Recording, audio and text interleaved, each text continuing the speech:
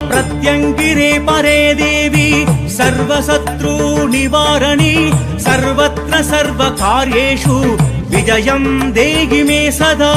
मोक्षं भक्षज्वालाजिह्वे कराळभद्रे कराळदंशे प्रत्यङ्गिरे चं ह्रीं ॐ अन्नम्। ఓం శ్రీమాత్రే నమః. ఓం శ్రీ గురుభ్యో నమః. అందరికీ నమస్కారం అండి. కామాఖ్యాదేవి గురించి ఈరోజు ఒక మంత్రాన్ని చేశాం బాబు. తంత్ర విద్యలకు సంబంధించి కొన్ని మంత్రాలు చేస్తారన్నమాట. ఆ మంత్రాలు కొంతమందికి చేసిన సిద్ధి పొందవు, చాలా బాధపడుతూ ఉంటారు. అయితే ఈ ఈ విద్యలు ఎలా తంత్ర విద్యలు అన్నిటికీ పుట్టినిల్లు అనేది కామాఖ్య అనమాట.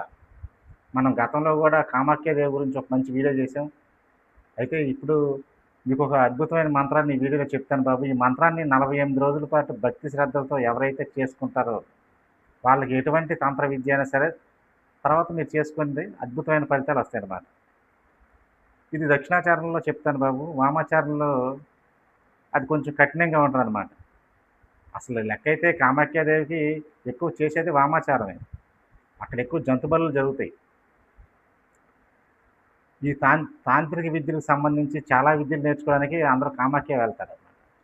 కామాఖ్యలో అక్కడ ఒక మాల, ఇక్కడ 100 మాలలు చేస్తే అక్కడ ఒక మాల చేస్తే చాలు అన్నమాట. అంత శీఘ్ర ఫలితాలు వస్తాయి.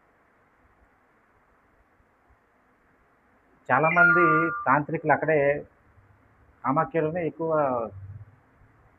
మంత్ర జపాలు, తాంత్రిక విద్యలన్నీ ఎక్కువ నేర్చుకుంటారు అన్నమాట. అయితే ఈ విద్యని మేము మామూలుగా దక్షిణాచారంలో చేసుకొని చూడండి. ఒక మండలం పాటు చేసుకోండి. ఆ మంత్రం మీద కొద్ది గొప్ప మీకు పట్టు సాధించుకుంటారు. పట్టు సాధించుకున్న తర్వాత అప్పుడు మీరు ఏ విద్యనైతే ఏ గురువు గారి దగ్గర ఉపదేశం చేస్తున్నారో ఆ విద్యను తర్వాత చేసుకోండి. చాలా అద్భుతమైన ఫలితాలు వస్తాయండి. ముందు మనకు కొన్ని వీడియోలో చెప్పా, మనకి గత జన్మ కర్మానుసారం ఏ విద్య అయినా సరే మనకి తొందరగా రాదు, సిద్ధి పొందని చెప్పాను. అలాంటి కర్మను నాశనం చేసేది ఈ కామాఖ్య అనమాట, ఈ మంత్రం అనమాట.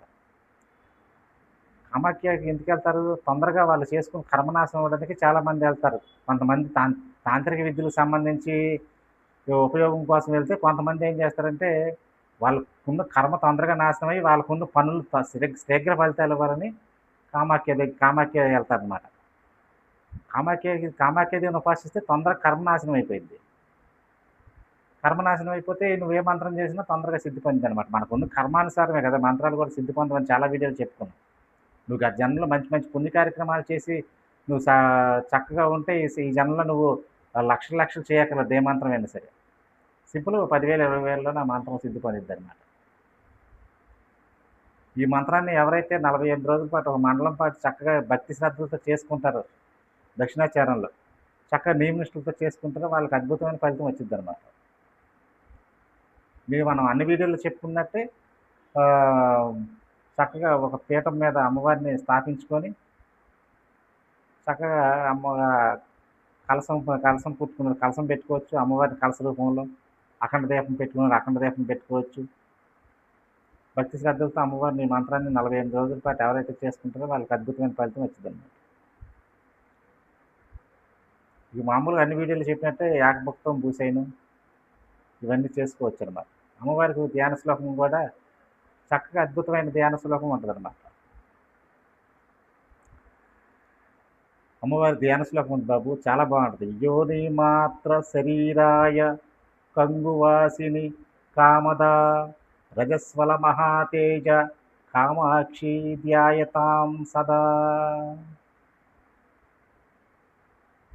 ఈ ధ్యాన శ్లోకం అమ్మవారి మూలమంత్రం కూడా చాలా బాగుంటుంది అనమాట. ఓం నమః కామాఖ్యాయై సర్వసిద్ధిదాయై ఆముఖ కర్మ కురు స్వాహ. ఈ మంత్రం అన్నమాట. ధ్యాన శ్లోకం చదువుకోవచ్చు. ఈ మంత్రాన్ని చక్కగా రోజుకు 11 మాలలు. ఈ మంత్రం చివరిలో పెడతాను బాబు. ఈ మంత్రాన్ని రోజుకు 108 సార్లు ఎవరైతే రోజుకు 11 మాలలు చేయండి. 108 సార్లు 11 మాలలు చేసుకొని 48 రోజుల పాటు దీక్షగా చేసుకుంటే చాలా అద్భుతమైన ఫలితం వచ్చింది అనమాట. మరో మంచి వీడియోతో మిమ్మల్ని కలుసుకుంటాను బాబు. ఓం శ్రీ మాత్రే నమః. ఓం శ్రీ గురు. ఈ మంత్రం చక్కగా పేపర్ మీద రాసుకోండి బాబు. ఓం నమ కామాఖ్యాయై సర్వసిద్ధిదాయై ఆముఖ కర్మ కురుకురు స్వాహ.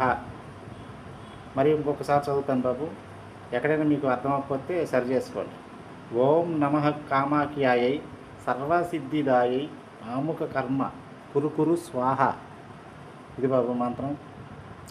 ఓం శ్రీమాత్రే నమః. ఓం శ్రీ గురుభ్యో.